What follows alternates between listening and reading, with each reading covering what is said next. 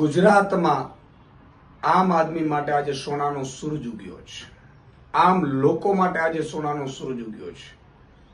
આજે આમ આદમી પાર્ટીએ નેતાઓના દીકરાઓને નહીં પરંતુ આમ જનતાને ટિકિટ આપીને તાલુકા, જિલ્લા, નગરપાલિકા, મહાનગરપાલિકાને ઉમેદવારી માટે ટિકિટ આપીને આજે એક નવી રાજનીતિની શરૂઆત કરી છે. મને ગર્વ થાય છે આમ આદમી પાર્ટીના પ્રદેશ અધ્યક્ષ તરીકે કે હવે સપનું જોયું હતું કે બહુ થયું બાપ બેટાની, શાળા બનેવી, જમાઈની, દીકરીની રાજનીતિ. હવે આમ લોકોની રાજનીતિની શરૂઆત થઈ છે અને એનો અમે સહભાગી બન્યા છીએ. આજે આમ આદમી પાર્ટી તાલુકા, જિલ્લા, નગરપાલિકા અને મહાનગરપાલિકાના ઉમેદવારોનું પહેલું લિસ્ટ જાહેર કરી રહી છે.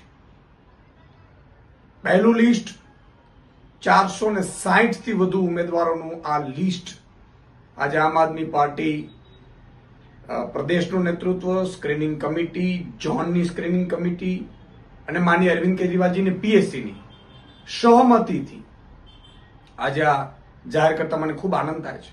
મિત્રો, અત્યાર સુધી ભાજપનો સાંસદ હોય તો એનો દીકરો ધારાસભ્ય માંગે ને એનો દીકરો પાછું તાલુકા, જિલ્લાની ટિકિટ મળે, નગરપાલિકાની ટિકિટ મળે, મહાનગરપાલિકાની. કોઈ આમ કાર્યકર્તાની ક્યારેય વેલ્યુ નથી થઈ.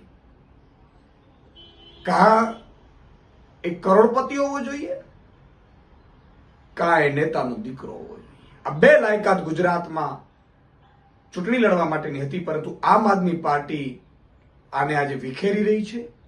આમ લોકો માટે, આમ જનતા માટે, આમ આદમી માટે આજે સોનાનો સૂરજ ગુજરાતમાં ઉગ્યો છે.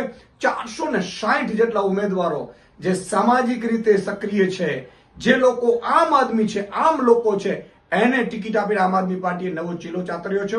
હું તમામ 460 થી વધુ ઉમેદવારો જે આજે જાહેર થયા છે એમને હું ખૂબ અભિનંદન પાઠવું છું અને ટૂંક સમયમાં ફરીથી બીજું લિસ્ટ 29 કે 30 માર્ચની સુધીમાં આમ આદમી પાર્ટી બીજું લિસ્ટ પણ જાહેર કરશે અને આ નવી રાજનીતિને આખી ગુજરાતની જનતા પણ જ્ઞાતિ, જાતિ, ધર્મથી ઉપર ઉઠીને વધાવે એવી હું માંગ કરું છું, પ્રાર્થના કરું છું. જય જવાન, જય કિસાન.